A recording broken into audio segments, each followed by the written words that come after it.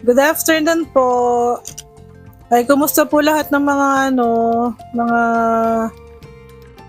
buhay-buhay natin diyan? Ay, yung mga yung mga nabaha. Grabe yung ulan natin, no? Ilang weeks ba yung ulan natin? Parang 3 linggo. Si Lia parang 3 weeks na yata, hindi pumapasok si Lia. Puro online class kami. Online class. Oo, parang puro online class kami. Ayaw na nga niya minsan eh. Puro nami-miss din niya yung mga classmates niya. So, ayun. So, kumusta po kayong lahat dyan? Ang gulo eh, no? Ayun. So, matagal-tagal akong di nakapag-upload. 9 months. So, si lang ngayon eh, puro si Jamie Speaks. Kasi nga, di ba, recently, sabi ni Jamie Speaks na madidemonetize tong channel. Kasi nga, kaya madidemonetize siya dahil, yung chinek ko yung yung mga upload. Last 9 months ago yung last na upload. Ayun. So, nung naka-receive ako ng email,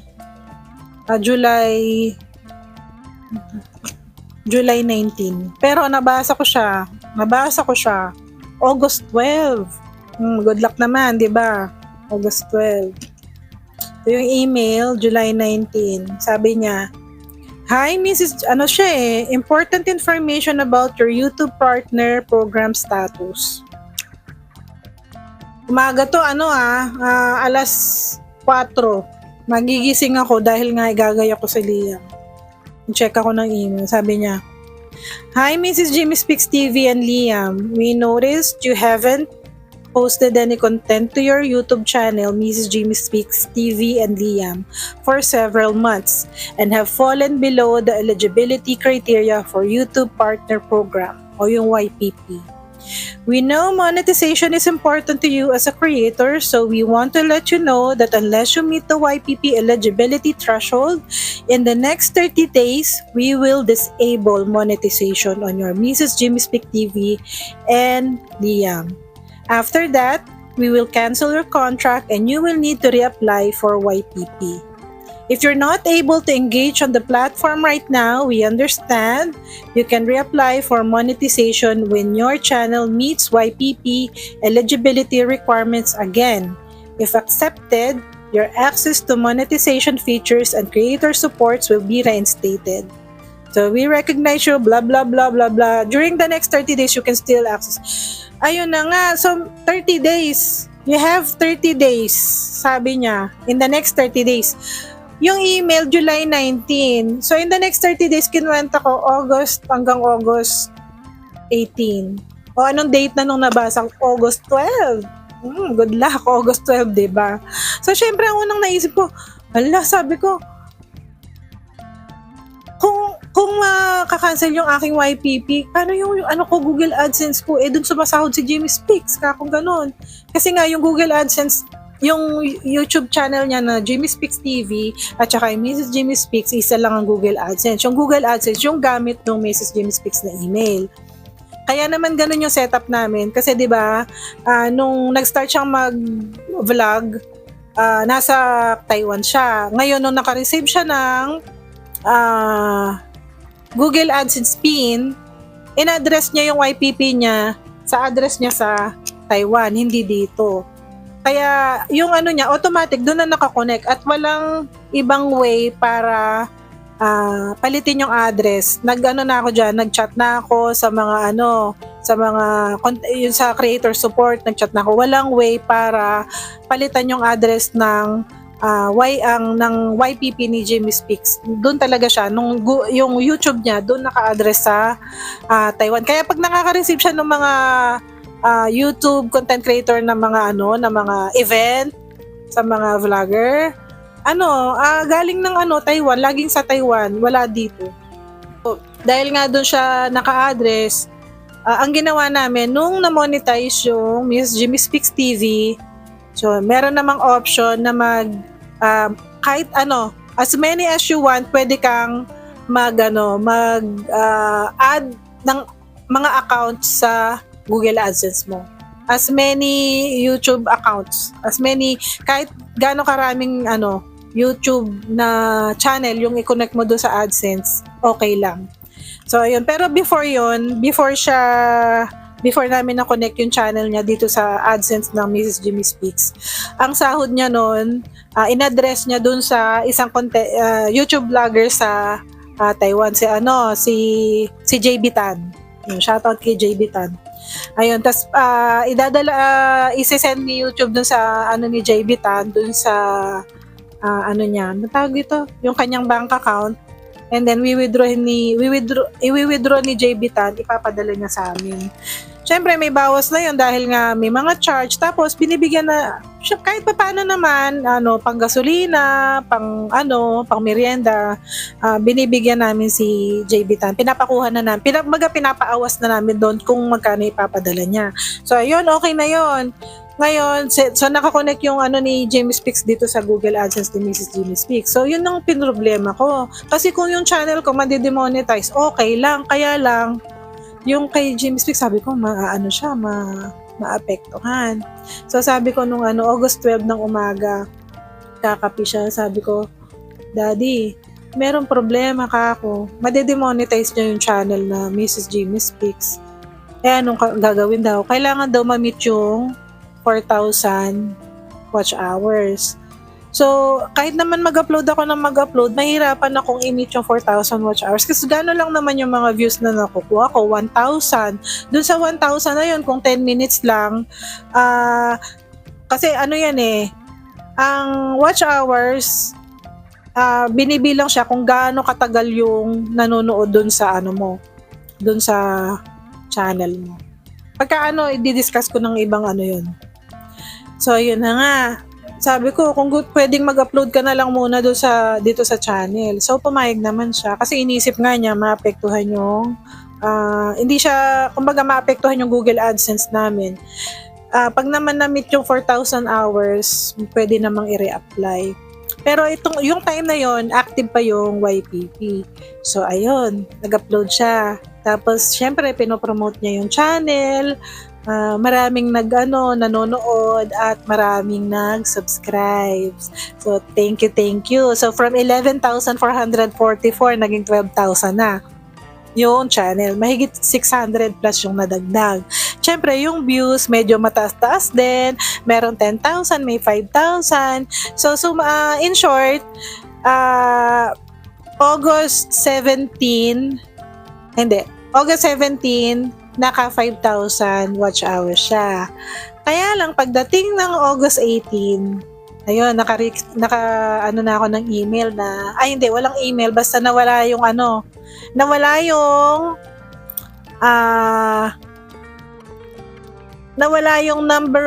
hindi number of views nawala yung number of views at saka yung revenue ng hello. Alika dito, hi ka dito. Hello, hi ka. Hello. Ayun.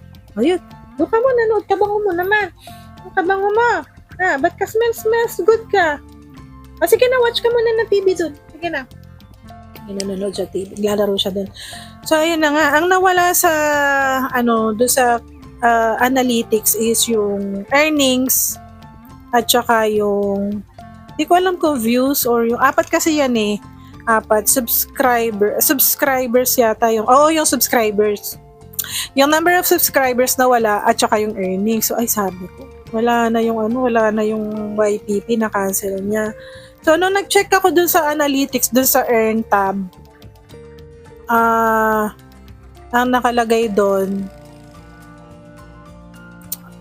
yung parang normal na pag yung magpapamonetize ka pa lang.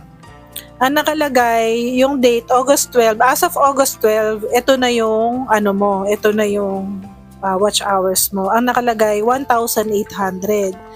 So, kahit pala nakikita mo yung real time na watch hours mo, kunwari, naka 6,000 ka na, 7,000 o 4,000, yung up to date, hindi siya nagre-reflect doon sa YPP.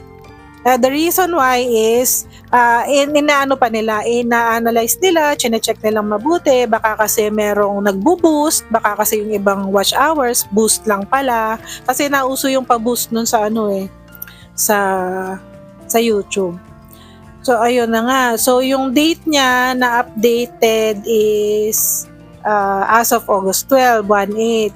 Tapos, nung nagkinabukasan, so that was August, so sa real time, August 18, pero sa YPP, yung update is as of August 12, so 1/8. Nung nag-August 20 na, August 19 na, tapos nag-August 13 na dun sa update ng YPP, August from 1/8 naging 2/8.